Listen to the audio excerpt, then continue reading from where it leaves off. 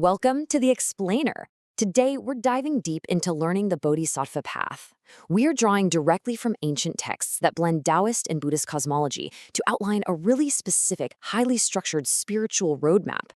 If you've ever felt like the modern world is just going through an unprecedented period of anxiety and chaos, well, these ancient sources actually have a specific name for this exact time in history. And more importantly, they offer a definitive toolkit for finding true inner peace and returning to our spiritual origin. Here is our exact roadmap for today.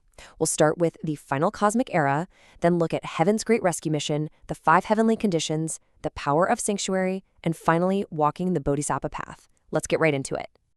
All right, part 1, the final cosmic era. We need to look at the staggering architecture of the universe first. 12,9,600. Now, that is a massive number. According to ancient world ordering principles, this specific number represents a single, complete cosmic cycle of the universe in years. It's like a giant cosmic clock. Within this massive timeline, heaven is born, earth is born, humanity is born, and eventually, the whole shebang cycles back into a state of rest. But we aren't just floating randomly in this timeline. We are actually sitting at a very critical, specific juncture right now. The source material divides spiritual history into 3 distinct cosmic eras. The Green Era was about 5,000 years ago, a simpler time with just 9 major cosmic disasters.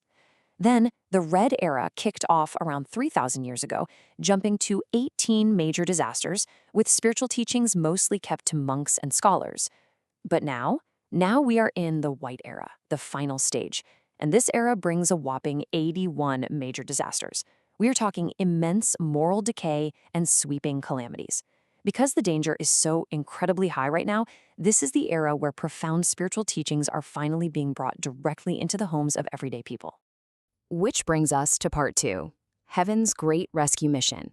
How does the divine respond to 81 disasters?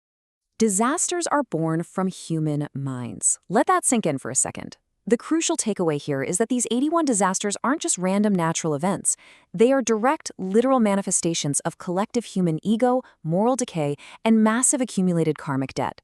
When human minds get corrupted by greed, the physical world simply reflects that chaos. So Heaven's Rescue Mission isn't about just plucking us out of physical danger. It's about providing the teachings to awaken our minds and clear out that karmic debt before the cosmic clock runs out. To truly grasp how persistent karmic debt is, we have to look at a fascinating historical mystery. Think about it. If a monk cultivated strictly, keeping all his vows for 10 consecutive lifetimes, why couldn't he escape his karma? You'd think he'd have a totally free pass, right? Well, let's talk about National Master Wu Da. So Master Wu Da cultivated flawlessly for 10 whole lifetimes, but he still harbored a karmic creditor from a past life. During his 11th lifetime, the emperor gifted him this magnificent, fragrant sandalwood throne. And in that exact moment, Wu Da felt a tiny surge of arrogance. He basically thought, wow, I am better than everyone else. Boom. That single moment of ego created a loophole. His protective divine aura vanished instantly, and his karmic creditor finally struck, giving him a terrifying, painful human-faced tumor on his leg. It's a stark warning. No matter how much you practice, a single drop of unchecked ego leaves you completely vulnerable. Okay, part 3, the 5 heavenly conditions. This is how we avoid Wu Da's fate. To survive the White Era, the source text gives us a very specific toolkit, acting as fundamental requirements for spiritual survival. First is virtue, the expression of your divine nature. Second, precepts. These act like a fence to stop new bad karma. Third, mindset, getting that right view of reality. Fourth, temperament, or fire control. And fifth, fulfilling vows, actively taking steps to save others, not just yourself. Now, let's zoom in on condition number 4, fire control. This is absolutely crucial. A single spark of anger or ego can burn down an entire forest of spiritual merit, exactly like it did to Master Wu Da. Fire control is your spiritual thermostat. It's the profound ability to stay totally unshaken, forgiving, and calm, literally no matter how much the world tests, frustrates, or insults you. If you boil over, you lose everything you've built. Moving right along to part 4, the power of sanctuary. Where do we actually go to practice this? In a world full of daily frustrations, the text beautifully describes the sanctuary, or the temple, as an active washing pool for the soul. It's not just a place where you passively bow and ask for favors. See, society is described as this massive dye vat that completely stains us with worldly dust and anxiety every single day. Stepping into the sanctuary is how we literally scrub off that worldly grime and realign with our pure nature. And this regular cultivation creates a massive behavioral shift. An uncultivated person acts almost entirely on animalistic impulses.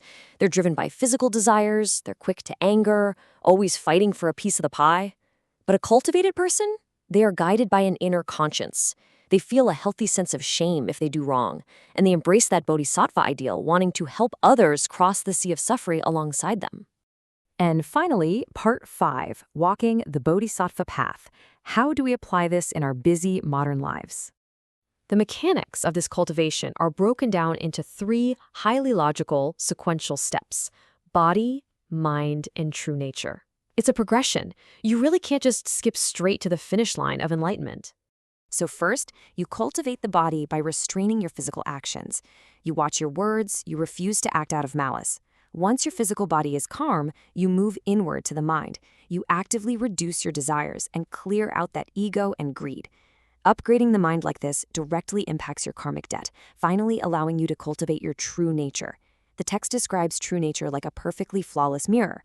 When there's no ego or dust on it, it simply reflects the truth exactly as it is, without creating any new drama or karma. This quote from Master Jigong absolutely hits the nail on the head. Every single time our mind moves with desire or anger, we create 10,000 dharmas, basically 10,000 complications and sufferings.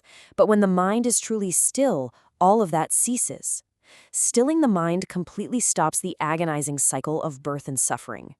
So I want to leave you with this final provocative thought. We learned earlier that the 81 disasters of our white era are entirely born from the chaotic human mind. So, if you successfully walk this Bodhisattva path, if you master your fire control and finally still your mind, what happens to the world around you? Your stillness isn't just for you. It's the exact antidote the universe is waiting for. Thank you so much for joining me on this explainer, and I really hope this ancient roadmap helps you find your own profound stillness.